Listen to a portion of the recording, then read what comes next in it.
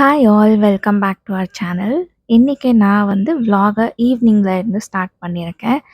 And இன்னைக்கு என்னென்னா ஸ்பெஷலாக மட்டன் குழம்பு செஞ்சுக்கலாம் டின்னருக்கு அப்படின்னு டிசைட் பண்ணியிருக்கோம். இந்த மட்டன் க்ளீன் பண்ணுறதே ஒரு பெரிய வேலை. அதுலேயும் இந்த சிங்க்ல எல்லாமே நிறைய பாத்திரங்கள் இருந்துச்சு. இப்போது அப்படியே நம்ம வந்து மட்டனை கழுவிட்டு அந்த தண்ணியை அப்படியே ஊற்றினா அந்த சிங்க்ல இருக்கிற பாத்திரங்கள் எல்லாமே ஃபேட் எல்லாமே ஒட்டிக்கும். ஸோ அதனால் நாங்கள் வந்து என்ன பண்ணுறோன்னா ஃபர்ஸ்ட் அந்த சிங்க் எல்லாமே காலி பண்ணிவிட்டு டிஷ் வாஷருக்கு லோட் பண்ணியாச்சு. அண்டு லோட் சைக்கிள் கூட ஆன் பண்ணியாச்சு. அண்டு டிஷ் வாஷரில் இருந்த பாத்திரங்கள் எல்லாமே எடுத்து வெளியில் வச்சுருந்தேன்ல, அதில் சில பாத்திரங்கள் லைக் குக்கர் ஹேண்டில்ஸ், அதுக்கப்புறம் இந்த டீ பாத்திரம் அதில் இருக்கிற ஹேண்டில்ஸ் அங்கே எல்லாமே தண்ணி நின்று இருக்கும் அப்படியே. கம்ப்ளீட்டாக எவாப்ரேட் ஆயிருக்காது. ஸோ அந்த தண்ணி அந்த வெசல்ஸ் எடுக்கும்போது என்ன ஆகும்னா, அந்த தண்ணி மற்ற வெசல்ஸ் மேலே எல்லாமே கொட்டும்.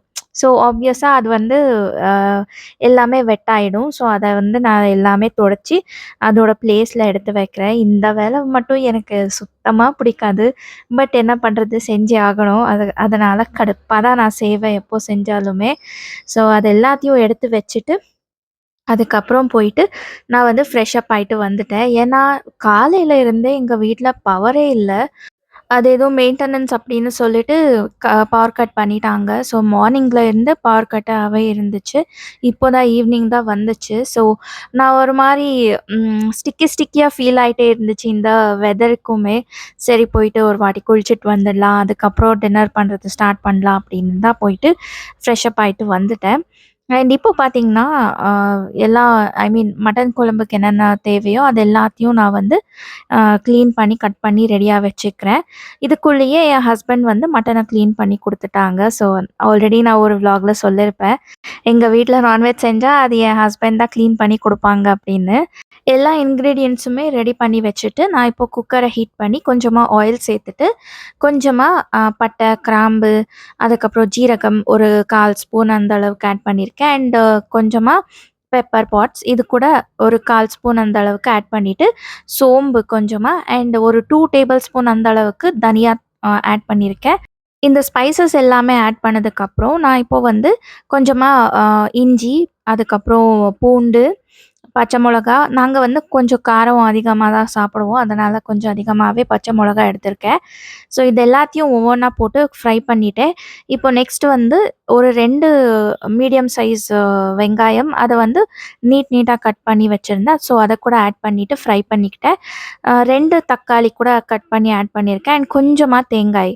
ஸோ இது எல்லாத்தையும் ஆட் பண்ணிட்டு, ஃபைனலா இந்த கொத்தமல்லி, அதுக்கப்புறம் புதினா இது 2த்தையும் ஆட் பண்ணிட்டு நல்லாவே ஃப்ரை பண்ணிக்கணும். கொஞ்சம் கலர் சேஞ்ச் ஆனதுக்கப்புறம், நம்ம வந்து இத ஒரு பிளேட்டுக்கு ட்ரான்ஸ்ஃபர் பண்ணிட்டு, கொஞ்சம் சூடாறுறதுக்கு விட்டுடணும். சூடாறுனதுக்கப்புறம் இத மிக்ஸி ஜார்ல போட்டுட்டு, கொஞ்சம் ஃபைன் பேஸ்ட்டா நம்ம வந்து அரைச்சுக்கணும். இதுக்கு நடுவுல நான் வந்து இங்க ரைஸ் கூட பாயில் ஆகுறதுக்கு வச்சுட்டேன். அண்ட் இப்போ பார்த்தீங்கன்னா, ஒரு சாஸ் பேன்ல நான் கொஞ்சமா கசகசா ஆட் பண்ணிட்டு, அத வந்து ட்ரை ரோஸ்ட் பண்ணிக்கிறேன். அரைக்கும்போது இது கூட சேர்த்து அரைப்பேன். அதனால நான் வந்து செப்பரேட்டாவே ட்ரை ரோஸ்ட் பண்ணுவேன். ஏன்னா, இது கூட சேர்த்துட்டா அந்த குக்கர்லயே கொஞ்சம் ஒட்டியிருக்கும். கம்ப்ளீட்டா நம்ம ட்ரான்ஸ்ஃபர் பண்ண முடியாது. ரொம்ப வேஸ்ட் ஆயிடும் அதனால. இப்போ எல்லாத்தையும் இந்த மிக்ஸி ஜார்க்குள்ள போட்டுட்டு, கொஞ்சமா தண்ணி ஊத்திட்டு, ஃபைன் பேஸ்ட்டா அரைக்கணும். இதுக்கு தண்ணி கொஞ்சம் அதிகமா ஆட் பண்ணிட்டா, அது ஃபைன் பேஸ்ட் ஆகாது. ஸோ, அதனால கொஞ்சம் கொஞ்சமா தண்ணி ஆட் பண்ணி, ஃபைன் பேஸ்ட்டா நம்ம வந்து அரைச்சுக்கணும். இப்போ அதே குக்கர்ல கொஞ்சமா எண்ணெய் சேர்த்துட்டு, மட்டன் பீஸஸ் எல்லாத்தையும் போட்டு ஒரு 2 நிமிஷம் அப்படி பெரட்டிட்டு, அதுக்கப்புறம் நம்ம அரைச்சு வச்ச பேஸ்ட் எல்லாமே சேர்த்து, அ தேவையான அளவு தண்ணி ஊத்திட்டு, நான் இங்க ஒரு 2லேருந்து 3 கிளாஸ் தண்ணி ஆட் பண்ணியிருக்கேன். கூடவே கொஞ்சமா உப்பு. இது எல்லாத்தையும் சேர்த்துட்டு நல்லா கலந்துட்டு, அதுக்கப்புறம் கொதி வர வரைக்கும் நான் வெயிட் பண்றேன். கூடவே நான் இப்போ வந்து கொஞ்சமா மஞ்சள் தூள், 1 டீஸ்பூன் அளவுக்கு கரம் மசாலா தூள் ஆட் பண்ணியிருக்கேன். அண்ட் என் ஹஸ்பண்ட் வந்து இன்னைக்கு மட்டன் மசாலா ஆட் பண்ணு அப்படின்னு சொன்னாங்க. சரின்னு ஒரு டேபிள் ஸ்பூன் அந்த அளவுக்கு மட்டன் மசாலா கூட ஆட் பண்ணியிருக்கேன். இது எல்லாத்தையும் போட்டுட்டு தேவையான அளவு தண்ணி ஊத்திட்டு, குக்கர் லிட்ட க்ளோஸ் பண்ணிட்டு, ஒரு 2 விசில் வர வரைக்கும் நான் இத குக் பண்ணிக்கிறேன். ஏன் 2ன்னு சொல்றேன்னா, எங்க வீட்டுக்கிட்ட கிடைக்கிற மட்டன் வந்து ரொம்பவே டெண்டரா இருக்கும். ஸோ அது வந்து சீக்கிரமாவே வெந்துடும். அதனால நான் வந்து 2டே 2 விசில் தான் போட வைக்கிறேன். சில மட்டன் எல்லாமே ரொம்பவே ஹார்டா இருக்கும்ல, அந்த மாரி இருந்தா 8 விசில்ஸ் அந்த மாரி கூட நான் வந்து போட வச்சு வேக வச்சிருக்கேன். So depending on the quality of mutton அவ்வளோதான்.